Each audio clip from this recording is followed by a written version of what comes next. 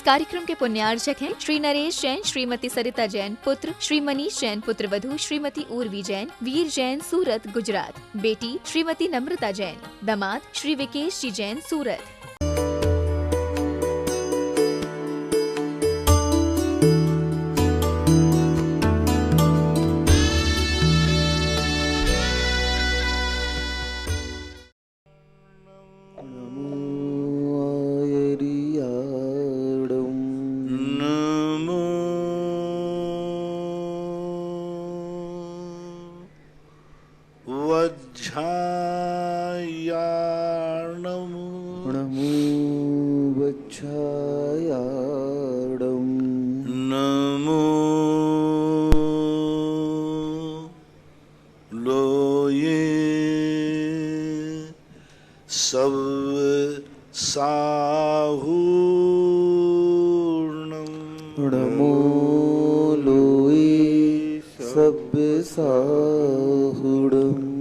पंच परमेष्टि भगवान की जय। आचार्य श्री गुरुवर कुंद कुंद महाराज की जय। आचार्य श्री गुरुवर विद्यासागर जी महाराज की जय। परम पूज्य मुनिवर श्री सुधा सागर जी महाराज की जय। समस्त मुनि संघ की जय। शैली जैन, बांसवाड़ा, राजस्थान। गुरुवर नमोस्तु। महाराज जी, इनकी जिज्ञासा है कि जिन आचार्यों की समाधि हो चुकी है, क्या उन आचार्यों का अभिषेक हम कर सकते हैं? जिन आचार्यों की समाधि हो चुकी है, उन आचार्यों की प्रतिमा पर हम लोग अभिषेक कर सकते हैं क्या? देखो, हुबहू मूर्ति नहीं बनना चाहिए। आज तक कभी आगम में, शास्त्रों में, इस शताब्दी के पहले कहीं भी किसी भी मुनि की हुबहू मूर्ति नहीं मिली। हुबहू यानी जैसी उनकी आकृति है वैसी नहीं मिली, कहीं उल्लेख ही नहीं। चाहे गुरु की प्रतिमा हो, चाहे भगवान की, उस प्रतिमा का नाप जो आगम में लिखा है, उस नाम की सिंबॉलिक प्रतिमा बनना चाहिए। सिंबॉलिक है ना, बीतरागी मात, जैसे सभी भगवानों की अपन बनाते हैं, ऐसी ही भगवानों की बनना चाहिए। जैसे अभी तपोदय तीर्थ क्षेत्र में गणधर परमेष्टि की बनी, जैसी भगवान की मूर्ति है वैसे ही मात पिछी कमंडल रख दिया, गणधर परमेष्टि लिख दिया। तो यदि किसी की मूर्ति भगवान की मूर्ति के समान पिछी कमंडल युक्त बनती है तो कुचित कदाचित अभिषेक किया जा सकता है। लेकिन यदि हुबहू बनती है तो वो प्रमाणिक नहीं है, क्योंकि हुबहू शरीर कभी नाप में नहीं होता। हर महाराज का शरीर आकृति होती है। और दूसरी बात, एक जीवन में उनका जीवन बदलता रहता है। अब जवानी में दीक्षा ली थी तब अलग लोकार था, बुढ़ापे में समाधि के समय तो कौन सी बनाओगे? हमारे आचार्य श्री का देखो, 22 साल की उम्र में जब थे और अब जाकर के 70-72 साल की उम्र में है। अब कौन सी मूर्ति बनाओगे? आज की बनाओगे कि जिस समय दीक्षा हुई थी वो बनाओगे? दोनों में, और दो अलग अलग बनाएंगे तो दोनों को मूर्ति का बिल्कुल विन्यास भिन्न आएगा। इसलिए एक सिंबॉलिक मूर्ति बनना चाहिए, और उसके लिए यदि करते हैं तो ठीक। बाकी ये आकृति वाली जो मूर्तियां हैं, स्टेचू हो सकते हैं, लेकिन ये पूजनीय मूर्ति तो नहीं हो सकती। जैसे समाधि के बाद महाराज जी वहाँ पर उन आचार्यों की या मुनियों की मूर्ति स्थापित कर देते हैं, तो उसको मैंने कह दिया ना कि स्टेचू के रूप में बनाए तो कोई बाधा नहीं, हुबहू। मोनिका लेकिन जैन पूजनीय के रूप में बनाएंगे तो सिंबॉलिक बनना चाहिए, उनका नीचे नाम लिख देना चाहिए, पिछी कमंडल रख देना चाहिए। फिर भी वर्तमान में यदि इस प्रकार की परंपरा को चालू करते हो तो आप कल्पना करो कितनी मूर्तियां, कितने, देखो मूर्तियां हमेशा 6 महीने में 608 जीव मोक्ष जाते हैं, लेकिन सबकी मूर्तियां नहीं बनती। 99 करोड़ मोक्ष गए, कितने कितने मोक्ष गए, लेकिन सबकी मूर्तियां नहीं बनती। मूर्तियां उन्हीं की बनती हैं जिनका जीवन चरित्र बहुत प्रभावकारी हो, लोकप्रिय हो, जगत में उनके लोग नाम लेकर अवभाग्य समझते हो, प्रातः स्मरणीय हो, हर व्यक्ति उठ करके जिनका नाम लेता हो, अनंत उपकार जिनके हों, ऐसे तीर्थंकरों की विशेष रूप से मूर्ति बनती है। इसी प्रकार यदि इसकी मैं हाँ भरता हूँ तो आप भगवान तो 24 ही हुए, महाराज तो हर 50 साल के बाद एक महाराज होगा और एक मरेगा। कितनी मूर्तियां रखोगे, क्या करोगे, व्यवस्थाएं बिगड़ जाएंगी। इसलिए यह परंपरा ना ही रहे तो ही श्रेष्ठतम श्रेष्ठ है। मुनियों की मूर्तियां आदि स्थापित करने की परंपरा ना ही बनाई जाए तो अच्छा है। कुचित कजाजत कहीं कोई उनके समाधि स्थल पर जहाँ उनकी समाधि हो वहाँ एक स्टेचू के रूप में, स्मृति के रूप में बना लें तो फिर भी चल जाए। लेकिन पूजनीय मंदिरों में बनाना, समाधि स्थल पर बनाना, जन्म स्थल पर बनाना, उनके इतिहास की सुरक्षा के लिए वो भी स्टेचू बनाना, लेकिन पूजनीय रूप में मूर्ति बनाना बिल्कुल भी उचित नहीं है, अराजकता हो जाएगी। मूर्ति उन्हीं की बनाओ जिनका त्रिकाली भविष्य स्वच्छ हो, जिनका नियम से भविष्य में अब उनका पतन नहीं हो सकता। भविष्य में उनका कोई पतन होने का सवाल नहीं होता। निश्चित हो गया कि वो आगे बढ़ रहे हैं, बढ़ेंगे। अभी मुनिराजों का यही पता नहीं है उनका कि उनका गुणस्थान है भी कि नहीं। अभी यही निर्णय नहीं है कि भावलिंग है कि नहीं। अभी यही निर्णय कि नहीं कि रत्नत्र है कि नहीं। अभी यही निर्णय नहीं कि वो मरने के बाद कहाँ जाएंगे, मरने के बाद सदगति जाएंगे कि दुर्गति जाएंगे, समाधि होगी कि नहीं होगी, और मूर्ति बैठाने के बाद उनका क्या रूप बनता है, वो कौन सी पर्याय में गए हैं, कहाँ है। ये सारी बातों को लेकर के आगम में तो ऐसा किसी आचार्यों की मूर्ति स्थापित की गई है ऐसा मुझे कहीं उल्लेख नहीं मिला। आचार्य उपाध्यायों की मूर्तियां तो मिलती है देवगढ़ आदि में, लेकिन वो सामान सिंबॉलिक। लेकिन अभी तक इतने कालों में, इतने काल हो गए इस शताब्दी को छोड़ करके, कहीं भी किसी शास्त्र में किसी आचार्य की मूर्ति स्थापित की गई है, कुंद कुंद, भद्रबाहु, समंत्र बताऊ, उमा स्वामी, किसी की मूर्ति स्थापित की गई है आज तक ना कोई इतिहास है ना कुछ है। एक मूर्ति के संबंध में लोग मानते हैं कि वो कुंद कुंद की है, लेकिन सिंबॉलिक है। कुंद कुंद की एक मूर्ति मिलती है ललितपुर के पास, एक सिरोंज गांव है, क्षेत्र है, वहाँ पर एक है कुंद कुंद भगवान। कहते हैं कि वो कुंद कुंद भगवान की, ना तो प्रशस्ति में लिखा है कुंद कुंद भगवान, ना ही कोई एक मास सिंबॉलिक हाथ जोड़ी मूर्ति है, पिछली बाजू में है।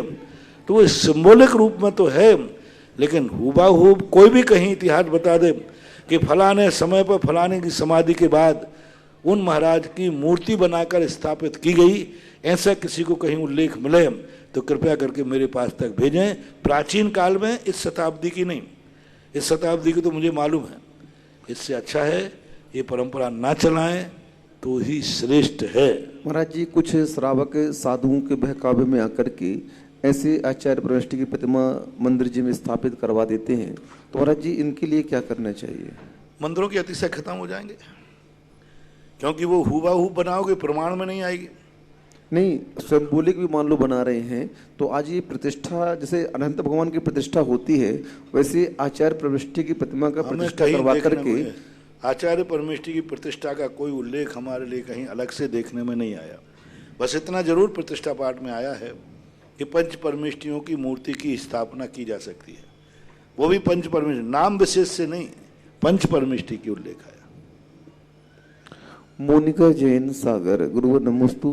महाराज जी, इनकी जिज्ञासा है कि आजकल जैसे बिग लगा करके आपने मना किया कोई आहार नहीं दे सकता, अभिषेक नहीं कर सकता, तो आजकल हेयर ट्रांसप्लांट होता है, उसको बाल को वहाँ खेती की जाती है सिर के ऊपर। विज्ञान ने बहुत आगे तरक्की कर ली है, तो जब उस हेयर ट्रांसप्लांट के कारण बाल आ जाते हैं तो फिर वह व्यक्ति अभिषेक, पूजन और आहार आदि दे सकता है? देखो, ट्रांसप्लांट अलग चीज है। किसी की किडनी का ट्रांसप्लांट हुआ, लीवर का ट्रांसप्लांट हुआ, बालों का, तो क्या ट्रांसप्लांट करने के बाद वो बाल बढ़ रहे हैं? बढ़ते हैं। बढ़ते हैं तो चलेगा, कोई बात नहीं। यदि ट्रांसप्लांट करने के बाद वो बाल बढ़ रहे हैं तो चलेगा, क्योंकि उसमें वो प्रोसेस, प्राण आ गए, शक्ति आ गई। जैसे किसी की किडनी बदल दी, लीवर बदल दिया, तो अभिषेक पूजन आहार करे, लेकिन ये बिग लगाना, ऊपर से लगाकर उतारना रखना, ये गलत है। ट्रांसप्लांट की बात अलग है, वो कर सकता है। अनीस जैन कोटा, गुरुवर नमोस्तु। महाराज जी, इनकी जिज्ञासा है कि इनका कोई दोस्त है, वह नॉनवेज है, तो ये कह रहे हैं कि नॉनवेज की परंपरा क्या किसी धर्म में आई है कि मांसाहार करना चाहिए, और अगर वो कर रहा है तो हम उसको समझाते हैं तो वो ये उत्तर देता है कि कि आप लोग जो अनाज आदि खा रहे हैं उसमें भी तो जीव है। ये सब कुतर्क रहे हैं। उनसे कहना यदि सब जीव बराबर हैं तो एक व्यक्ति ने किसी चींटी को मार दिया और एक किसी ने मनुष्य को मार दिया तो दोनों की सजा अलग अलग क्यों है? चींटी के मारने की कोई FIR भी दर्ज नहीं करता, तो चींटी भी तो जीव है, तो दोनों में बराबर सजा मिलना चाहिए। किसी ने मनुष्य को मार दिया, किसी ने राष्ट्रपति को मार दिया, किसी ने चींटी मार दी और किसी ने एक पेड़ की पत्ती तोड़ दी, तो इन सब की सजा बराबर मिलेगी क्या? नहीं मिलेगी, हो ही नहीं सकती। अब चींटी को एक पत्ता तोड़ने की कोई सजा नहीं है। जीव हिंसा हुई लेकिन सजा नहीं हुई, अपराध नहीं हुआ। लेकिन किसी ने मनुष्य का मर्डर कर दिया तो 302 धारा किसी पत्ते तोड़ने वाले पे नहीं लगेगी, चींटी मारने वाले पे नहीं लगेगी, लेकिन मनुष्य को मारने वाले की लगेगी। इसी प्रकार से वनस्पतियां आदि का जो सेवन किया जाता है वह अपराध की कोटि में नहीं आता, लेकिन वही चीज बकरे आदि मुर्गे आदि जीवों का करते हैं। ये परिवार हैं इनके, ये माँ बाप हैं, ये जीना जानते हैं, ये जीना चाहते हैं, इनका परिवार है, इनके माँ बाप हैं, ये सब प्रकार के सुखों को भोगना चाहते हैं। तो जो सब प्रकार के सुखों को भोगना चाहे उनका परिवार हो, ऐसे जीवों को मारना वो मांस की कोटि में आता है। जो चल करके अपने आप का बचाव करते हैं तो ये सब मांस की कोटि में आते हैं। वनस्पति आदि जो हैं, जैसे लोक व्यवहार में चींटी का और वनस्पति के मारने को अपराध नहीं माना जाता, इसी प्रकार से पानी, जल, वनस्पति, वायु ये जीवित होकर के भी अपराध की कोटि में नहीं आते, क्योंकि इनके उजड़ने से इनका परिवार नहीं उजड़ता।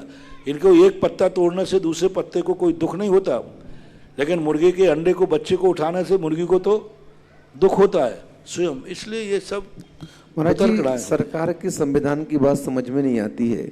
एक तरफ शेर को मारो और अन्य वन्य प्राणियों को मारो तो सरकार अपराध घोषित करती है, और वहीं दूसरी तरफ पे ये छोटे छोटे बकरे आदि हैं, भैंस आदि हैं, गाय आदि हैं, इनको मार करके खुले हम दुकान में बेच रहे हैं। राष्ट्रीय चेतना अलग चीज है। राष्ट्रीय चेतना मानी जाती है वो हमारे राष्ट्र के लिए कितना उपकारी है, अपकारी है। राजनीति, राष्ट्र अलग चीज होता है, धर्म अलग चीज होता है। राष्ट्र में उस वस्तु को दिखा जाएगा कि यह वस्तु राष्ट्र की दृष्टि से भार है और इसको मारने से बहुत लाभ है, तो उस दृष्टि से उनको मार दिया जाता है। और किसी किसी पक्षियों का रजिस्ट्रेशन कर दिया जाए तो वो राष्ट्रीय पक्षी हो गया। हम मयूर को नहीं मार सकते, हिरण है, शेर को नहीं मार सकते, काले हिरण को नहीं मार सकते, अच्छा रोजा को मार सकते, जो रोजा होते ना रोजा, इनको मार सकते, शेर को नहीं मार सकते। तो वहां देख जाती है उपयोगिता। शेर हमारे लिए, देश के लिए कितना उपकारी है, शेर से कितनी कमाई है, शेर से, शेरों के माध्यम से अरबों रुपया राष्ट्र कमाता है। जहां जहां सेंचुरी में शेर हैं वहां देश को कितनी इनकम है, अरबों खरबों रुपए की इनकम है। इन रोजों से किन की इनकम है? रोजों से तो नुकसान ही है, इनकम तो कुछ है नहीं। तो राजनीति और राष्ट्रवाद जो देखता है वो अर्थनीति पर आधारित होता है, उसे धर्म नीति से मतलब नहीं है। इसलिए राष्ट्रीय चेतना के जो नियम बनते हैं वो अलग दृष्टिकोण रख के बनते हैं, धर्म के नियम अलग दृष्टिकोण। संवेदना जैन मंडला, गुरुवर नमोस्तु। महाराज, इनकी जिज्ञासा है कि सामुद्रिक शास्त्र के अनुसार अंग फड़कन आदि का फल बताया गया है, तो ये कहाँ तक सत्य है? काय का? अंग फड़कने आदि का। आंख फड़क रही है, बाया हाथ, दाया फड़कना, फड़कना, हाँ तो है, ये तो बहुत अच्छा है। तो मैंने कहा ना कि शरीर, अपनी आत्मा हर चीज का संकेत देती है कि एक क्षण बाद क्या होने वाला है। हमारे शरीर के एक एक रोम पर अपनी जिंदगी की पूरी कहानी लिखी हुई है। इन नखों पे अपनी पूरी जिंदगी निकली है। यदि कोई पढ़ के जाने ना तो इस नख में लिखा है किस तारीख को क्या होने वाला है। बालों के छिद्रों में लिखा है, रोम होते ना रोम, इन रोम के माध्यम से रोमों पर लिखा है अपनी पूरी जिंदगी का तारीख बाई तारीख, घंटे बाई घंटा। इसके में लिखा है रोम किस आकार का है, रोम 2 छिद्रों में है, कितनों में है, सब में लिखा। दांतों पे लिखा, ओंठों पे लिखा, हथेलियों में लिखा, इन सिर में लिखा। यानी शरीर के जितने अंग हैं हर अंग पर अपनी पूरी जिंदगी की कहानी लिखी है। बस बाँचने वाला चाहिए, उसको देखकर तुरंत बता देगा इस व्यक्ति का किस तारीख में क्या घटित होने वाला है। और प्रति क्षण हमारी आत्मा हमें संकेत देती है कि यह घंटा तुम्हारा कैसा निकलेगा। श्वास के माध्यम से इड़ा पिंगला सुषुम्ना दोनों श्वास निकल रहे हैं। आपका चंद्र स्वर चल रहा है, इस समय कितने बजे हुए हैं, तुम क्या कर रहे हो, तो चंद्र स्वर बता देगा कि तुम इसमें सफल होगे कि विफल होगे। सूर्य स्वर चल रहा है, क्या कार्य कर रहे हो बता देगा। सुषुम्ना चल रहा है तो आप निर्णय कर लेंगे तुरंत का तुरंत। हर घंटे का हमारे यहाँ ज्योतिष है और शरीर बोलता है, बस अपन उसकी आवाज़ सुन नहीं पाते।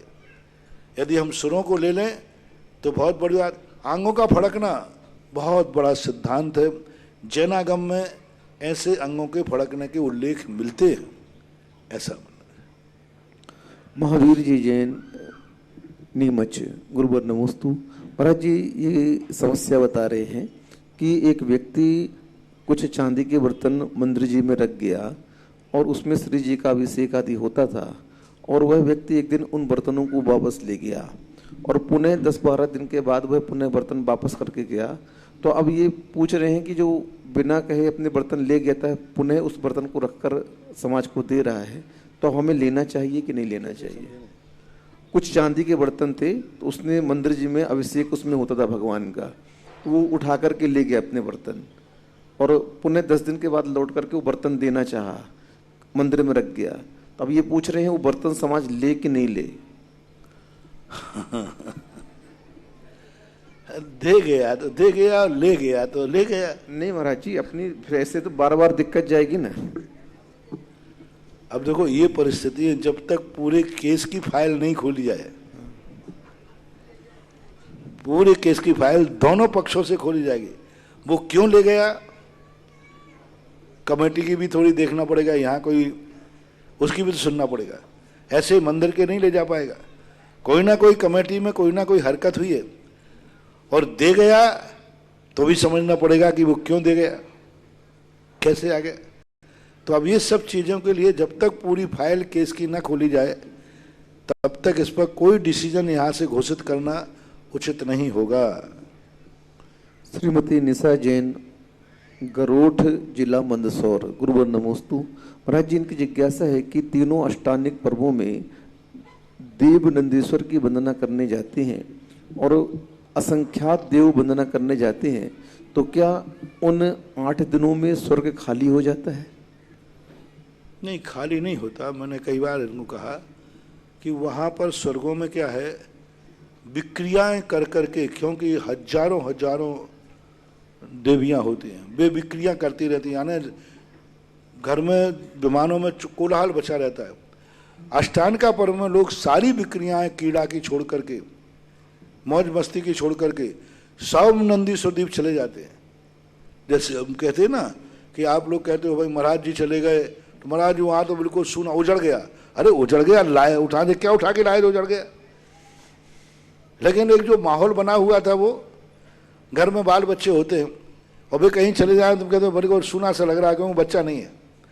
तो ऐसे ही देवता जो क्रीड़ाएं करते थे, नाना प्रकार की विक्रियाएं करते थे, उन विक्रियाओं के तरफ गौण करके सारे देवताओं ने अपनी मुख्य विक्रिया नंदीश्वर द्वीप में कर दी। और अन्य कार्यों में विक्रियाएं हो रही हैं, कर सकते हैं, लेकिन जो धार्मिक देव होते हैं उनकी कम हो गई और जिन लोगों को अच्छा लगता है उनकी कम हो गई।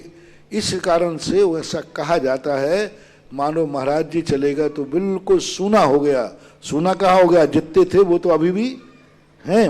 तो ये अलंकारिक भाषा कहलाती है शास्त्रों की, ये यथार्थ सत्य नहीं है। मानो सूना हो गया ऐसा लग रहा था। अजित जैन सुसारी धार मध्य प्रदेश गुरुवर नमोस्तु। महाराज जी ये पूछ रहे हैं कि ज्योतिष के देवों के विमान में जिन मंदिर हुआ करते हैं तो अपन लोग लौकिक भाषा में बोलते हैं ये तारा टूट गया और दिखता भी है यहाँ से वहाँ तारा जा रहा है। तो क्या महाराज जी उस जिनबिंब में मंदिर जो बना हुआ है उसमें तारक में, तो उसमें कोई अंतर तो नहीं आता होगा कि? नहीं, कोई अंतर नहीं आता। ये अकृत्रिम है, ये उल्काएं कहलाती हैं। इन्हें विज्ञान की भाषा में और शास्त्रीय भाषा में उल्का बोलते हैं। उल्काओं का अर्थ होता है आकाश में इतने ज़्यादा पुद्गल परमाणु भरे पड़े हैं, हवाएं चलने माध्यम से टकराते हैं, टकराने से चिंगारी उछलती है। जैसे आप दो पत्थर को एकदम यूं करोगे तो उनमें से तिलका निकलता है कि नहीं? दो पत्थर लोहे को भी अपन यूं करें तो तिलके उछड़ते हैं। ऐसा ही आकाश में जब तेज हवाएं चलती हैं वहां पर, तो आपस में पुद्गल वरुणाएं टकराती हैं। बहुत पुद्गल हुए, बड़े बड़े पुद्गल परमाणु हैं जो आपसी में टकराते हैं। टकराने से वो चिंगारी प्रकट होती है, वो उल्का है। कोई विमान नहीं टूटा है, ना कोई विमान की स्थिति बनी, उसमें तो रंच मात्र भी नहीं खिलता। जो परमाणु खिलते हैं वो अपन को देखने में नहीं आएंगे, उत्पाद व्यय तो होता है उसमें, लेकिन जो उल्काएं, और ये तो बहुत नीचे हैं, जो उल्काएं अपन को दिख रही हैं ये बहुत नीचे दिख रही हैं। तो ये पौद्गलिक धूल आदि कण हैं। इन कणों का आपसी में टकराना, जैसे दूसरा समझने के लिए आप समझ लो, बिजली। बिजली क्यों चमकती है? बिजली कहाँ से गिर गई? आकाश में बिजली कहाँ से आई? बादलों के टकराहट होने से बिजली बनी, और वहां जो पुद्गल परगणाएं थी, पुद्गल धूल आदि थी, वो धूल ने उस आग को पकड़ लिया और तेजी के साथ नीचे गिर जाती है। तो जैसे टकराने से बिजली बनती है, ऐसे ही टकराने से उल्काएं बनती हैं। ये विमान का टूटन नहीं है, मानना भी नहीं चाहिए। पर ये तारे तो स्पष्ट दिखाई दे रहे, बहुत दूर तक दिखते रहते चलते हुए। तारा दिखना अलग चीज है, वो बहुत दूर तक दिखे। चिंगारी अपन यहाँ से देखा है तो पता नहीं कितने दूर तक दिखेगी। बड़ी चिंगारी आप देखो, फटाका देख लो, फटाका आपने आग से भूगा, और जो फटाका आकाश में फैलता है वो कितनी दूर तक गिरता हुआ दिखता है। फटाका है ना, तो वो अग्नि कुछ नहीं है। वो जो अंदर बारूद भरा है वो बारूद की चमक नहीं है। आग तो एक ही प्रकार की होती है, लेकिन उसमें नाना कलर कहाँ से दिख रहे हैं? वहाँ जो कांच वगैरह उसमें भरा हुआ है वो अग्नि से चमक जाता है, पकड़ लेता है, तो कितनी दूर तक उछलता दिखता है। कई बार तो आकाश का फटाके की जो चिंगारी है, उल्का, वो नीचे तक भी आती है जलती हुई। तो ऐसे वहाँ मानना चाहिए। फटाकों का उदाहरण आपको समझ में आ जाना चाहिए। महाराज जी, हम लोग कभी कभी गर्मी में समाइक करते हैं बाहर बैठ करके, तो अचानक से एक बहुत बड़ी लाइट सी आती है और सामने से गुजर जाती है। उल्का है, सब उल्का है। बड़े बड़े उल्कापात होते हैं, विमान नहीं, बहुत बड़े बड़े होते हैं। इतने बड़े होते हैं कि आंखों को चकाचौंध लग जाता है। इतना बड़ा एक उल्का, जब हम लोग तारंगा के पास, तारंगा में थे, उस समय एक शाम को इतना बड़ा उल्का हुआ, इतना बड़ा उल्का जैसे बल्ब है, इतना बड़ा ऐसे आया, बिल्कुल सामने आ रहा है, लेकिन आया नहीं सामने, वो आकर के थोड़ी दूर गया, गायब हो गया। तो ये सब उल्काएं कहलाती हैं। जलज अग्रवाल मेरठ है, गुरुवर नमोस्तु। महाराज जी, इनकी जिज्ञासा है कि जो शांति धारा हम लोग करवाते हैं तो अपने लिए भी करवा सकते हैं? किनके अपने लिए? मतलब अब स्वयं के लिए शांति क्यों नहीं कराते? अस्माकम सबके लिए। रश्मि जैन दमोह है, गुरुवर नमोस्तु। महाराज जी, इनकी जिज्ञासा है कि महाराज जी आहार जब करते हैं उस समय कोई श्रावक मोबाइल से फोटो खींच लेता है, उसमें से लाइट जलती है, तो महाराज जी को अंतराय करना चाहिए या नहीं करना चाहिए? नहीं करना चाहिए, क्योंकि महाराज के निमित्त से वह नहीं हुआ। उसने अपने निमित्त से लाइट जलाई है, तुम्हारे निमित्त से नहीं जलाई। महाराज के निमित्त से, यानी महाराज के उपभोग में आने वाली वस्तु के लिए यदि लाइट जलता है और उसका उपभोग महाराज करते हैं, जैसे चौके में अंधेरा था तो महाराज के लिए लाइट जलाई, तो इस प्रकार का उसका उपभोग होता हो या उपभोग के लिए जलाई हो, यदि उसने लाइट अवश्य जलाई है तो महाराज उसका कोई उपभोग नहीं करते, महाराज का कोई उसमें हाथ नहीं है, इसलिए उसके अंतराय नहीं करना चाहिए, होता भी नहीं। अमित जैन बेंगलोर, गुरुवर नमोस्तु। महाराज जी, ये पूछ रहे हैं कि उपवास की उत्कृष्ट विधि क्या है? उपवास कैसे करना चाहिए? उपवास कैसे लेना चाहिए? उपवास का और प्रोषद का अंतर है। नहीं, जो सामान्य उपवास श्रावक लोग उपवास करते हैं। में दो चीजें देखने में आती हैं हमारे साथ में। एक तो उपवास है जिसे तप के रूप में गिना जाता है, और एक व्रत है उपवास, प्रोषद उपवास। तो व्रत रूप उपवास अलग है और तप रूप उपवास अलग है। तो तप रूप उपवास तो जो होता है वह एक दिन का भी होता है। उत्कृष्ट उपवास में चतुर्भुक्ति त्याग होना चाहिए। चतुर्भुक्ति का अर्थ होता है प्रोषद व्रत में, तो आज का कल उपवास है तो आज एकासन करेगा सप्तमी के दिन, शाम को कुछ भी नहीं खाएगा, दूसरे दिन जाकर पूरा उपवास करेगा, तीसरे दिन मुनियों आदि को आहार देकर के फिर अपराह्न में वह भोजन करेगा। ऐसा चतुर्भुक्ति त्याग के संबंध में जब तीर्थंकर आदि उपवास करते हैं दीक्षा के समय, तो हर तीर्थंकर चतुर्भुक्ति त्याग करता है। तो चतुर्भुक्ति त्याग का अर्थ होता है यही। और सामान्य रूप से जो उपवास मध्यम विधि ये है कि मात्र उसी दिन का उपवास करना। जघन्य विधि ये है कुछ लेकर के उपवास करना। ऑनलाइन जिज्ञासाओं के बाद मैं अपनी ओर से, यहाँ विराजित सभी श्रावक श्राविकों की ओर से और टीवी के माध्यम से देख रहे देश विदेश के सभी श्रावक श्राविकों की ओर से परम पूज्य श्री के चरणों में कोटिशः नमोस्तु नमोस्तु नमोस्तु गुरुवर। और आज की प्रथम जिज्ञासा के लिए मैं आमंत्रित करता हूँ श्री अमित कुमार जी जैन मुंगावली, और उसके बाद तैयार रहेगी श्रीमती अमरलता जी जैन दिल्ली।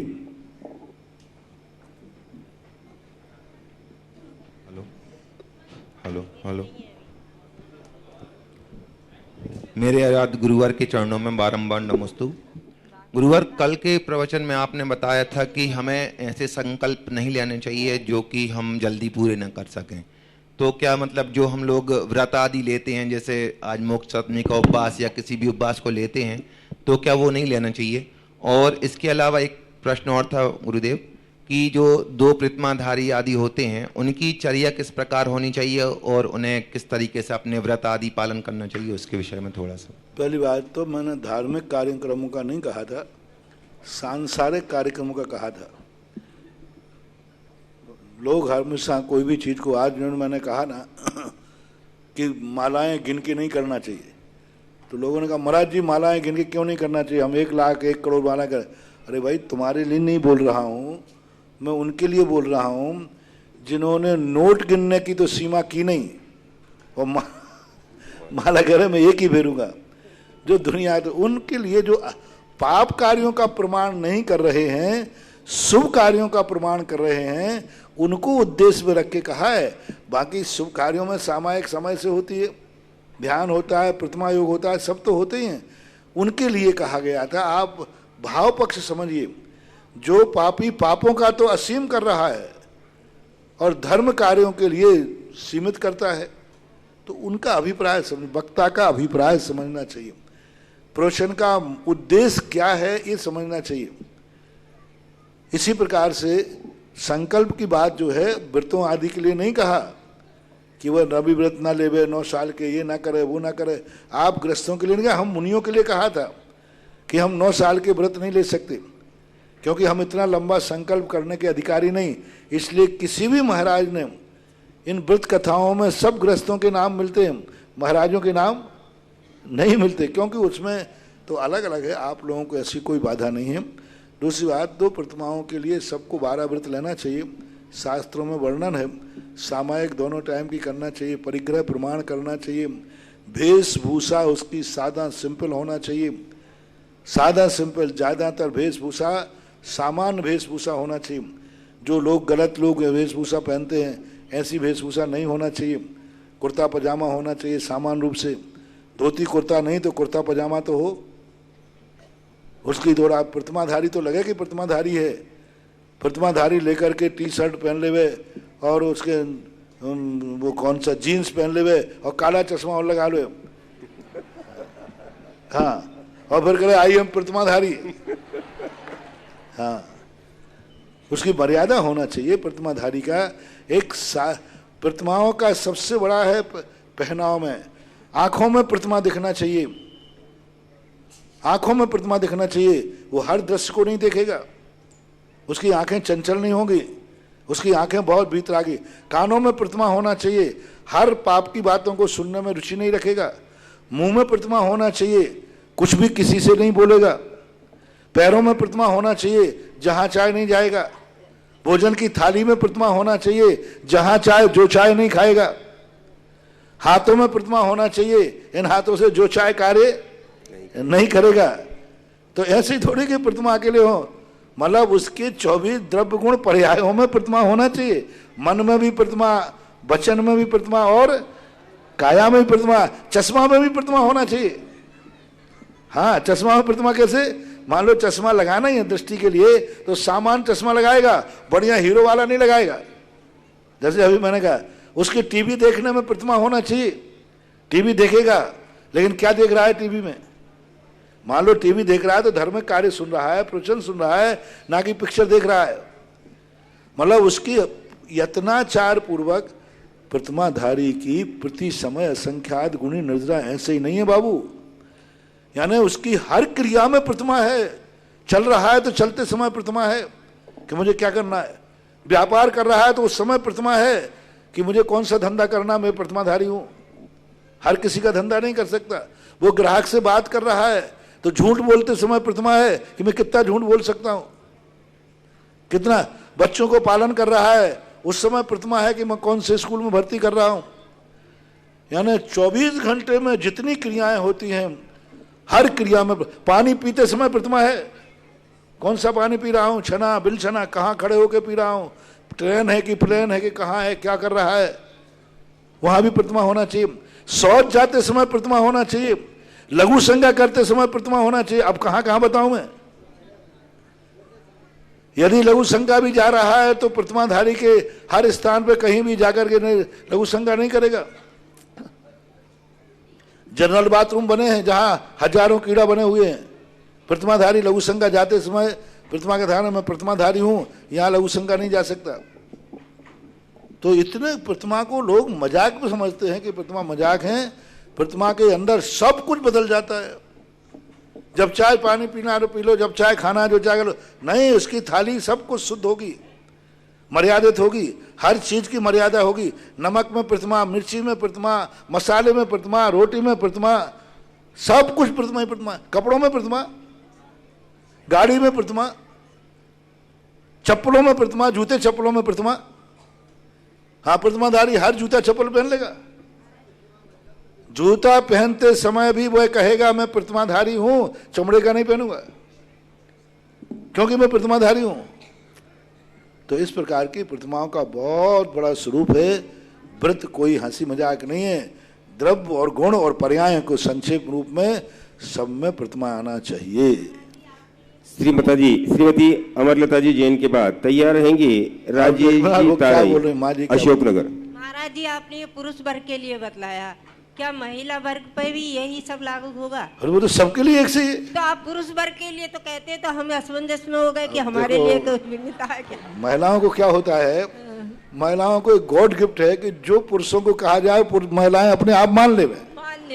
क्योंकि यदि पुरुष वकील बन जाए तो महिलाएं वकीलन बाई अपने आप बन जाती बिना पढ़े लिखे। मैं तो वैसे भी वकील बनी। उनको LLB करने की जरूरत नहीं, श्रीमान वकील ढूंढ लो, वकील साहब। डॉक्टर में PMT पढ़ने की जरूरत नहीं, डॉक्टर साहब हैं तो डॉक्टर नहीं भाई, चलता है।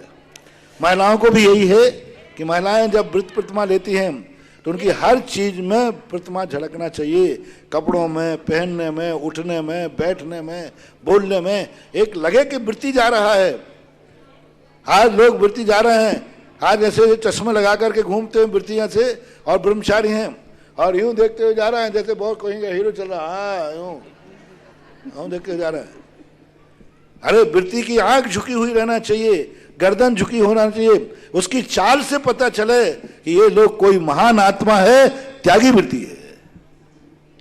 महाराज जी, इसमें पुरुषोपास भी यही करना पड़ेगा जो पुरुष वर्ग करते हैं महिलाओं को? हाँ, वही सब कोई छूट नहीं है? नहीं, कोई छूट। तो नंबर कम हो जाए, जैसे मुझ में इतना सहन नहीं है। माइक से बोलो थोड़ा। मुझ में इतना सहन नहीं है अब कि मैं एक दिन वो करूं एक आसन और दूसरे दिन उपवास करूं और तीसरे दिन फिर नहीं है तो ये तो उत्कृष्ट विधि बताई, जखन ये बताई कि एक दिन का उपवास कर लो, ये भी नहीं बनता है तो वो उपवास नहीं माना जाएगा।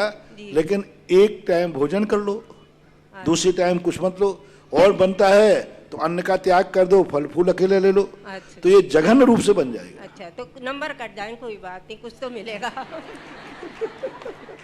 अच्छा, प्रश्न करिए। मेरी शंका समाधान है गुरुजी। पूजनीय गुरुवर, आपके चरणों में कोटि से नमन। मेरी शंका है, सामायिक यथार्थ चारित्र जिसका पालन तीर्थंकरों ने स्वयं पालन किया और अपने शिष्यों को पालन करने का उपदेश भी दिया है, पर क्या पंडित दौलत राम कीर्ति छैडालय में वर्णित सकल संयम चरित्र और स्वरूपाचरण चरित्र, जिसमें एक दोहा भी है इसमें, जिसमें होत प्रगटे आपनी निधि मिटे पर की प्रवृत्ति सब, गुण ज्ञाया को उसका गुणी ज्ञाता का सब भेद मिट जाता है। तो ये दोनों में कुछ भिन्नता है, ये दोनों एक ही है? किसमें चारित्र यथा क्या यथाख्यात चारित्र में, और इसमें 6 डाला की 2 ये लाइनें जो हैं। नहीं, स्वरूपाचरण चारित्र और यथाख्यात चारित्र का जो वर्णन है वो सही वर्णन है। 6 ढालाकार की 6वीं पुस्तक है, जिन्हें परम पैनी सुबुध चैनी डार अंतर वेदिया रागादित वर्णादि को न्यारा किया, चिद भाव कर्म चिदेश करता आदि जो भाव है ना, तो ये सब स्वरूपाचरण चारित्र का, स्वरूपाचरण चारित्र कहो यथाख्यात चारित्र कहो, ये एक ही बात है। क्योंकि 28 मूल गुणों का वर्णन तो वो पहले करके आ गए। अब सुनिए स्वरूपाचरण, अब इसके बाद में कहा ना सुनिए स्वरूपाचरण, अब स्वरूपाचरण चारित्र को कहते हैं। तो यथाख्यात चारित्र, क्योंकि इसी स्वरूपाचरण के बाद तुरंत जा करके केवल ज्ञान प्राप्त करा दिया ना, तुरंत दूसरी लाइन के बाद खत्म हुई है और केवल ज्ञान प्राप्त करा दिया। इसलिए दोनों एक ही हैं। जो लोग स्वरूपाचरण चारित्र को चौथे गुण स्थान में मानते हैं वो आगमबाह्य है, मिथ्या है। 6 ढालाकार का कथन सही है। महाराज जी कल उसमें मैंने एक दिन प्रश्न किया था कि वो शंका समाधान में कि ये लब्धि की बात थी, तो उसमें गुण स्थान भी कोई होगा क्या? किसका? प्रायोग्य लब्धि जब प्राप्त हो, प्रायोग लब्धि मिथ्या दृष्टि को ही होती है। हाँ, तो मिथ्या तो उसमें तो 5 लब्धियां मिथ्यात् गुण स्थान में ही होती हैं। तो उसमें गुण स्थान होने का कोई अर्थ नहीं, मिथ्यात् गुण स्थान। 5 लब्धियों में एक भी लब्धि नहीं हो, मिथ्यात् से ऊपर होती ही नहीं। नमोस्तु गुरुवर, नमोस्तु। राजेश जी, ताराई अशोकनगर मध्य प्रदेश के बाद तैयार रहेगी सुश्री वैशाली जैन, झांतला मध्य प्रदेश। महाराज जी नमोस्तु नमोस्तु नमोस्तु। मेरी जिज्ञासा है महाराज जी, गुण 36, 25, 8, 20, आचार्यों के 36, उपाध्यायों के 25 और मुनियों के। एक मिनट, और लोग तो यहाँ वहाँ की शंकाएं करते हैं। हमारी माता जी देखो बिल्कुल सैद्धांतिक चर्चा करती है, यानी ऐसी गड़बड़ चक्का नहीं है। जितनी शंकाएं होती हैं सब सैद्धांतिक होती हैं, यानी स्वाध्याय किया है तभी ये शंकाएं होती हैं। तुम लोग तो बस कहते रोटी कैसे खाना चाहिए, रोटी ये सब यहाँ की बहुत श्रद्धा। स्वाध्याय अलग झलकता है, स्वाध्याय पूर्ण संख्या होती है। ठीक है, जब तक है इनका एक प्रश्न फिक्स कर दिया करो। नमस्ते महाराज जी। हाँ, बहुत अच्छा। महाराज जी आचार्यों के 36, उपाध्यायों के 25 और मुनियों के 28 मूल गुण होते हैं, तो उपाध्याय तो बड़े होते हैं महाराज जी मुनियों से, तो गुण कम क्यों होते हैं? उनके 25 क्यों जी? 28 प्लस 25 कहाँ कम है? 28 प्लस है भाई उनके, और आचार्य के भी 28 प्लस 36, 28 से रहित नहीं है। उपाध्याय परमेष्टि भी दिगंबर होते हैं कि नहीं होते? तो उनके 28 प्लस 25, 28 प्लस 36 ऐसा मान। नमस्ते महाराज जी।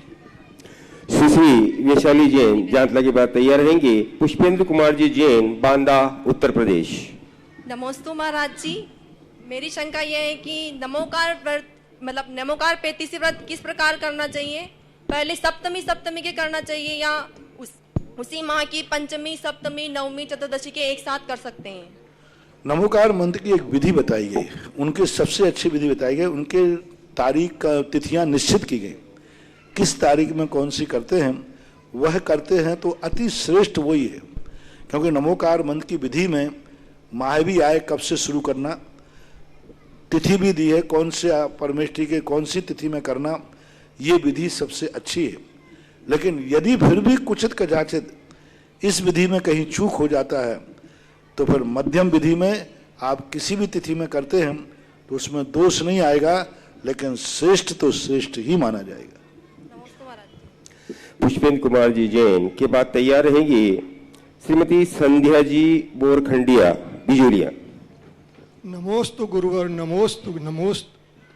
महाराज श्री, मेरी जिज्ञासा है कि आज के अर्थ युग में हम सभी लोग अर्थ के बल पर अपने यहाँ पंच कल्याणक अथवा कई तरीके के बड़े बड़े विधान होते हैं, उसमें सभी लोग स्वधर्म इंद्र अथवा अन्य पद की प्राप्ति अर्थ के बल पर कर लेते हैं। लेकिन पंच कल्याणक या विधान समाप्त होना जाने के बाद उस पद की मर्यादा का निर्वहन करते हैं या नहीं करते? करना चाहिए तो किस तरह से करना चाहिए? कोई जरूरी नहीं है, वो 5 दिन के लिए था, उतने दिन के ही निर्वाह करना चाहिए। उसके बाद नैतिकता है, अर्थ के युग कब नहीं था अर्थ का युग? जब साक्षात तीर्थंकर थे तब पंचकल्याणक बिना अर्थ के मनाए जाते थे कि अर्थ से मनाए जाते थे? 9.5-15 महीने तक रत्नों के बरसाना पड़ते थे। आज अभी तो प्लास्टिक के रत्न बरसा रहे हैं, तभी आपको अर्थ लग रहा है। यानी 10.5 करोड़ प्रतिदिन रत्न बरसाए जाए तब गर्भ कल्याणक पूरा होवे। इतना यदि शुरू कर दिया जाए तो तुम लोग तो पागल ही हो जाओगे, इतना धन लुटा दिया। 10.5 करोड़ पर डे और 15 दिन तक लुटाए जाते हैं। 15 महीना लुटाए जाते हैं। हाँ, लुटाए जाते हैं। यदि इतना धन लुटाया जाए तो अरे टीवी और पेपरों में आ जाए, ये जैनी पागल हो जाए, धन की बर्बादी है। इसलिए भगवान ने जन्म ले नहीं छोड़ दिया कि कंजूस को मैं क्या जन्म लूं। यहां तो थोड़ा सा धन खर्च करो तो कहते अर्थ के बल पर, धन के बल पर आज बड़े बड़े पंचकर्णक हो रहे हैं, पैसे कमाए जा रहे हैं। भगवान ने कहा कि ये जब इतने में ऐसे आदत कर रहे हैं और मैं जन्म लूंगा तो ये पंडाली नहीं, पूरी लंका, पूरी अयोध्या को सोने की बनाना पड़ेगा। यहां तो पंडाली थर्माकोल का बन रहा है। थर्माकोल में वेस्टेज दिख रहा है तो लंका, अयोध्या जब सोने की बनेगी, पूरी अयोध्या स्वर्णमय होती है, रत्न बरसते हैं, क्या ठाट बाट होता है, क्या वैभव उनका होता है। तो सारे लोग, भगवान ने कहा ऐसे युग में मैं जन्म ही नहीं लूंगा। उस युग में जन्म लेते हैं। आज तो यदि द्रव्य भी ज्यादा चढ़ा तो लोग कहते हैं वेस्टेज है, और भगवान उस युग में जन्म लेते हैं जहां गजमोती चढ़ाए जाए तो भी कम है, उस युग में जन्म लेते हैं। आज थोड़ा सा भी द्रव्य चढ़ा दो, महाराज वेस्टेज हो रहा है, इतने नारियल, अभी रक्षाबंधन आएगा तो बाहर से आएंगे, इतना वेस्टेज, 1 लाख श्रीफल चढ़ा दिए गए, देखो कितना वेस्टेज है। इसलिए चौथा काल वो था कि नारियल नहीं, ऐसे गजमोतियों के ढेर लगा के छोड़ दिए जाते थे, वो था चौथा काल। यानी धर्म कार्य में अर्थयुग वेस्टेज नहीं दिखता है। दूसरी बात है कि कम से कम वो 5 दिन तक तो संयमित रहा। 5 दिन तक के लिए उसने अपनी मर्यादा की थी, उसने जनेऊ उतार करके छोड़ दिया। 5 दिन के बाद उसकी नैतिकता बनती है, संकल्प नहीं बनता। ये वही लोगों की आलोचना होती है जो स्वयं तो बनना चाहते हैं लेकिन अब बन नहीं पाते हैं, तो जो बन गए हैं उनकी आलोचना करना, ऐसे लोगों का डाउनफॉल हमेशा बना रहता है। कभी कभी ऐसा होता है कि कोई लोग नहीं बन पाते हैं, अरे उसने 5 दिन सही कुछ किया ही तो, मंदिर से पैसा लिया तो नहीं, दिया ही तो है। मान लीजिए वो कुछ नहीं करता, बाद में जाके शराब की बोतल पीता है, तो उसने 1 करोड़ की बोली ली, तो 1 करोड़ रुपया तुम्हें मंदिर में दे गया, वो भली पाप में गया तो गया, नाली में गया, वो भली शराब पीने चला गया, तुम्हें तो 1 करोड़ दे गया, तुम्हारे तो अच्छे कार्य के लिए दे गया। ये मानना चाहिए।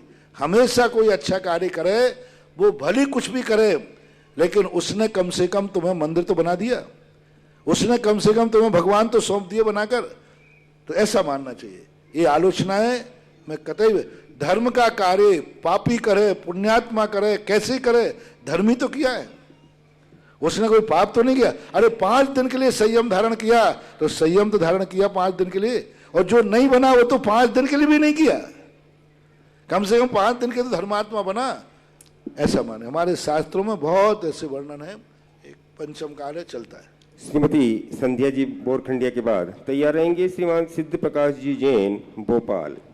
हमारे पूज्य गुरुवर को मेरे और मेरे परिवार की ओर से त्रैबार नमोस्तु नमोस्तु नमोस्तु। महाराज श्री, मेरी जिज्ञासा ये है कि सिंह निष्क्रिय तप का क्या आशय है और इसका फल और महत्व क्या है? सिंह निष्क्रिय तप का क्या आशय है? सिंह निष्क्रीडित एक रूढ़ संज्ञा है। शास्त्रों में एक व्रत आता है, उसके अंदर आज 1 उपवास किया, 1 उपवास पालना, 2 उपवास पालना, 3 उपवास पालना, 4 उपवास पालना, 5 उपवास, इस प्रकार की जिनकी जितनी शक्ति होती है। बताते हैं पूज्यवर शांति सागर महाराज ने 7 तक किया था, और फिर उल्टा लौटना पड़ता है। जैसे 7 उपवास 1 पालना, फिर अब 1 पालना होगा, फिर 6 उपवास, तो 6 और 7 कितने हो गए? 13 हो गए। 13 उपवास में 1 पालना। तो इस प्रकार का करते हैं। वो व्रत कहलाता है।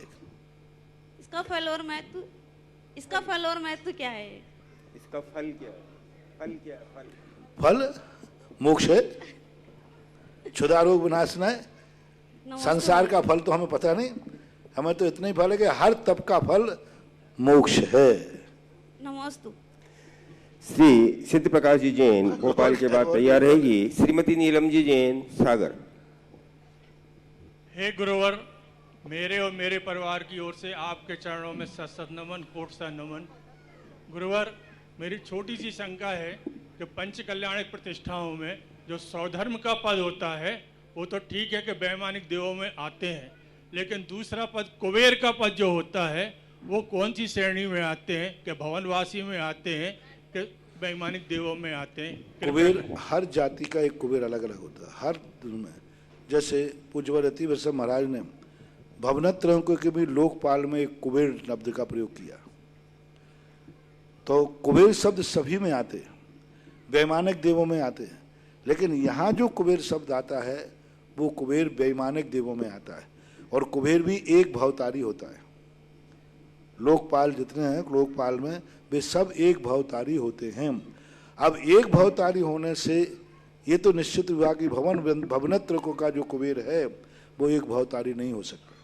लेकिन कुबेर भवनत्रक में है 4 लोकपाल होते हैं, और 4 लोकपालों में एक कुबेर दक्षिण दिशा का जो लोकपाल है वह कुबेर भी है। तो अब ये तो भवनत्रक वाले तो एक भवतारी कहीं होते नहीं, वैमानिक देव वाला कुबेर ही है जो समूषण आदि की रचना करता है, जिसका एक भवतारी होता है। नमोस्तु महाराज जी। और हर विमान में कुबेर होता है, ऐसा नहीं कि एक हो। स्वधर्म इंद्र का कुबेर अलग है, ईशान इंद्र का कुबेर अलग है, और सनत महेंद्र का हर विमान का कुबेर अलग अलग होता है। नीलम जी जैन सागर के बाद तैयार रहेंगे स्वरूप चंद जी जैन मेहगांव। नमोस्तु गुरुदेव, नमोस्तु। मेरे परिवार की तरफ से भी नमोस्तु। हे महाराज जी, हमारी जिज्ञासा है कि सामायिक ट्रेन में सामायिक कैसे करो, परिस्थितियों विशेष परिस्थितियों में क्या करें? आगम में तो वर्णन नहीं। ट्रेन चल रही है, आरंभ और परिग्रह चल रहा है, सामायिक कहाँ बनेगी? अब क्या कर सकते? अब उसके लिए जी मैं कोई मार्ग बता करके तुम्हारे दोष में मैं शामिल नहीं हो सकता। तो उसमें कुछ तो कर आप बस इतना ही कह सकता हूँ कि यदि ऐसी सामायिक है तो वो सदोष है, उसका प्रायश्चित लेना पड़ेगा। जी स्वरूप चंद जी जैन क्या करें महाराज जी? कह दिया, प्रायश्चित लेना पड़ेगा। गुरुवर के चरणों में मेरी परिवार की ओर से और मेहगांव जैन दिगंबर जैन समाज की ओर से बार बार प्रणाम, बार बार नमोस्तु नमोस्तु। महाराज जी, मेरी जिज्ञासा ये है कि शांति धारा होने के बाद क्या पुनः अभिषेक कर सकते हैं? सामाजिक व्यवस्थाएं हैं, कई बार ऐसा होता है शांति धारा को अपन बात के लिए छोड़ दें तो सब अभिषेक करके भाग जाते हैं, सब यहाँ छू जाते हैं, सब कर लेते। इसलिए सब लोग शांति से शांति धारा देख ले में तो शांति धारा पहले कर लेते, अभिषेक बाद में कर लेते। ये सब सामाजिक व्यवस्थाएं हैं, इनमें चक्रों में नहीं पड़ना चाहिए, आगे पीछे भी बस एक साथ होना चाहिए। मंदिर को मुसाफिर खाना नहीं बनाना चाहिए। कई लोग त्यागी वृत्ति लोग आजकल क्या है, कई आरिकाएं माताएं, कई लोग ये धर्म की प्रभावना तो कर नहीं पाते, प्रभावना को और मिटाते। अरे शांति धारा से बोलियां लगती हैं, पैसा आधार, अरे पैसा पाप में जा रहा है कि धर्म में जा रहा है ये तो बताओ। और दूसरी बात है, जो लोग अपने भक्तों को शांति धारा या धर्म फोकट में कराते हैं, उनके भक्त कभी भी 2-2 पैसे को लालायत होते हैं। और जिनके भक्त दान देकर क्रियाएं करते हैं वे दिन दूने रात चौगने फलते हैं। ये ध्यान रखना, क्योंकि दान बीज है। आजकल कोई पंडित आरिकाएं सब इतनी अपनी बुद्धि लगाते हैं, हमेशा ध्यान रखना चाहिए इनकी हमेशा पात्रता। लोग प्रश्न करते महाराज फलानी माता जी ऐसा कह रही थी, फलाने पंडित ऐसा कह रहा था। अरे भाई कह रहा था तो तुम्हें इतनी अक्ल लगाओ कि तुम्हारा गुरु क्या कह रहा था, जिसे तुम गुरु मानते हो। जो गुरु कह रहा है वही सही है, बाकी दुनिया की बातों के चक्कर में मत पड़ो। एक डॉक्टर की दवाई खा के मरो, कम से कम जीवन बीमा मिल जाएगा। गुरुवर हाँ, तो ये नाना प्रकार की बातें करके अब तुम्हारे अपन हम कहीं जगह विधि बना के आते हैं, बोला जी फलानी हारिका आई वो ये कह गई, फलाना पंडा आया है कह गया। तो अरे हमने कही भैया जितने हैं तो रोज को कोई ना कोई आएगा। आप निर्णय करो ना कि आपको क्या पसंद है, और जो पसंद आ जाए तो उनको हाथ जोड़ के कह दो कि मेरे कार्यों में डिस्टर्ब करने की जरूरत नहीं है, हमारी सारी समाज ने सर्वसम्मति से यह महाराज की विधि पसंद की है, बस खत्म हो गया। पढ़ने नहीं साहब, तो अकल बकल तो है ही नहीं। केस लॉन्च कर लेने से कोई अकल चुटैया से बाहर नहीं आ जाती। चुटैया काट देने से आजकल महिलाएं चुटैया काट दी। बोले महाराज अब हम लोग की अकल चुटैया में तो नहीं रहेगी। बोले चुटैया ही नहीं है। अरे चुटैया तो रहेगी, चाहे केस लॉन्च कर लो चाहे मुंडन कर लो। तो ये तो सब बातें हैं ऐसी। आप सोचिए, आज लाखों करोड़ों रुपया जो पाप में जा रहा था वो शांति धारा में जाने लगा। ये नहीं सोच रहा कि करोड़ों रुपया वो डॉक्टरों की दवाई में जाता और दवाइयां खाते वो अभक्ष, और शांति धारा करने से उनकी बीमारी दूर हो गई तो कितना पाप बच गया। और वो लाख रुपया तो वहां भी जाता और लाख रुपया यहां भी गया। ये लाख रुपया धर्म में गया और वो लाख रुपया पाप में गया। ये अकल सोचने की क्षमता कहाँ है? उनका तो एक ही सोच रहता है कि अपन को तो बस, और उनके बस ही कुछ है नहीं। कभी 4 पुजारी तैयार कर नहीं पाए मंदिरों में, 2 अभिषेक करने वाले कर नहीं पाए। आजकल किताबें पत्रिकाएं हैं, इनमें लिखने में बहुत माहिर हो रही है। जो कुछ भी जाए, करना धरना कुछ नहीं, इन चक्कर में मत पड़ो। जो विधि चल रही है उस विधि में संतुष्ट करो, आगे पीछे का आप लोग निर्णय करो और बैठ के करो। गुरुवर, गंध्योदक लेने के बाद क्या प्रतिमा को स्पर्श कर सकते हैं? नहीं करना चाहिए। नमोस्तु नमोस्तु। तैयार रहेंगी ममता जी गोधा और बंधुओं। परम पूज्य श्री के जो अमृतमय चातुर्मास यहाँ चल रहा है उसमें 1,11,000 रुपए की दान राशि की घोषणा करके एक भक्ति कलश का पुण्यार्जन आज किया है श्रीमान पदम कुमार जी, कमलेश कुमार जी, कैलाश चंद जी, ठग परिवार, थड़ोद, मध्य प्रदेश। इस परिवार ने 1,11,000 रुपए की दान राशि की घोषणा करके एक भक्ति कलश की स्थापना यहाँ की है। और श्रमण संस्कृति की रक्षा के पावन दिवस रक्षाबंधन जो कि 15 अगस्त को यहाँ आ रहा है, उसमें 700 मुनियों के 700 महार्घ चढ़ाने का सौभाग्य प्राप्त किया श्रीमान सुरेंद्र कुमार जी, विकास कुमार जी, विशाल जी, विनय जी, हर्षोरा निवासी बिजोलियां। तो दोनों परिवार की पुण्य की अनुमोदना। आइए ममता जी गोधा बिजोलियां, और उसके बाद तैयार रहेंगे जय कुमार जी जैन मेहगांव। गुरुदेव के चरणों में त्रेबार एक बहुत अच्छी बात याद आ गई। शिविर की घटना है, बहुत पहले की घटना है शिविर की, कि एक व्यक्ति बहुत गरीब था बच्चा। वो कहने लगा महाराज जी हम बहुत गरीब हैं, हम बोली 11,000 की नहीं ले सकते। उस समय हम 11,000 में करा देते, अब तो मेरा रेट बढ़ गया। तो मैंने कहा बेटा क्या करना है? बोले महाराज जी शांति धारा करना है। नहीं, मैंने कहा तू हिम्मत कर, हिम्मत कर। बोले महाराज है ही नहीं। मैंने कहा हिम्मत कर, ताकत लगा। ये तुझे गरीब ही रहना है तो मैं तेरी शांति धारा करा दूंगा, आज 1 रुपया भी नहीं लगेगा। तो महाराज है तो नहीं ना। मैंने कहा हिम्मत कर, ये मान ले कि बीमार हो जाते तो कर्जा लेता कि नहीं, ये मान ले कि बीमार हो जाता, कोई कुछ हो जाता तो क्या करता, क्या करते बोलो? बोले महाराज कहीं से इंतजाम करते। मैंने कि इंतजाम करके कर ले, और चल तुझे छूट देता हूं इस बात की, फोकट में मत कर। जिस दिन तेरे पास हो जाए उस दिन दे देना, और नहीं हो जाए तो मत देना। जिस दिन हो जाए उस दिन दे देना, लेकिन फोकट में मत कर। तू शांति धारा कर तो दान दे के कर, मेरी भावना है। क्योंकि मैं तुझे अब गरीब नहीं देखना चाहता हूं, मैं तुझे अमीर देखना चाहता हूं। मेरे दरवाजे आ गया तू, तो गरीब बन के मेरे दरवाजे आया महाराज जी। मैंने कहा अब मेरी दृष्टि पड़ गई तेरे पर, तो मैं गरीब नहीं देखना चाहता हूं, तो खाली हाथ मत कर 11,000। और ये तुझे छूट देता हूं, मैं कमेटी से कह दूंगा, कमेटी तेरे से पैसा नहीं मांगेगी, जब तेरे पास आ जाए तब दे देना।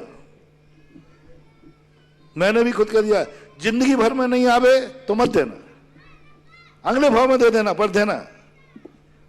ये संकल्प करके करना, अगले भाव में चुकाना, दे देना। महानुभाव उसने कहा जी महाराज फिर मैं करता हूं। 11,000 की शांति धारा की। तीसरे शिविर में उसने 1,51,000 की शांति धारा की। जब उसने पहली शांति धारा ली, मैंने उसको गौर से देखा, मैंने कि भला आदमी पहले के 11,000 का है। मैंने उससे पूछा, मैंने कहा भाई पहले के 11,000 कहाँ है? तूने 11,000 की बोली थी ना? बोली थी। मैंने कहा वही है। बोले हाँ। मैंने वो 11,000 कि महाराज वो तो दे दिए। मैंने कहा अब?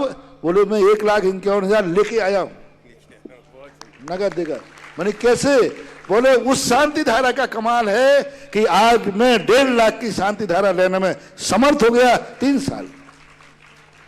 बोलो मैंने उससे गला दबा करके 11,000 लिए कि 1,51,000 दिए।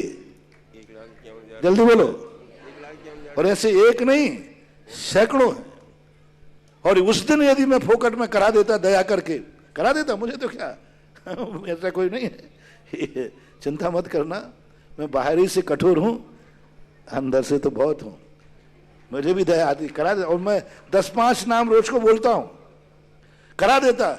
लेकिन मेरे मन में भाव आया, करा तो दूंगा लेकिन ये कभी अमीर नहीं बन पाएगा, क्योंकि बिना बीज बोए कभी फसल आने वाली नहीं है। तो मैंने भी छत वज्र की छाती कर ली और कठोरता के साथ कहा, अमीर बन गया। अब आप लोग बताएं, जो आप लोग फैसला करोगे, फोकट में शांति धारा कराऊं या दान पूर्वक कराऊं? प्रस्ताव पास हो गया। हाँ, ये चीज समझो, ना टैक्स है ना ये पैसा वसूल करना है। ये कितना बड़ा पाप कर रहे हैं। त्यागी वृत्ति, काय के पढ़े लिखे और किताबें लिख रहे हैं, इतनी अकल नहीं। दान को टैक्स कहते हैं, दान को पैसा वसूल कहते हैं, दान को कहते हैं भोले अलग नहीं। दान को, ये दान है महानुभाव। ये ऐसे साधु, ऐसी साध्वियां और ऐसे गृहस्थ कल के दिन एक एक कौड़ी को तरसेंगे, तब उनको याद आएगा कि दान का महत्व क्या होता है। इस कार्यक्रम के पुण्यार्चक थे श्री नरेश जैन, श्रीमती सरिता जैन पुत्र, श्री मनीष जैन पुत्र वधू, श्रीमती उर्वी जैन, वीर जैन सूरत गुजरात, बेटी श्रीमती नम्रता जैन, दामाद श्री विकेश जी जैन सूरत।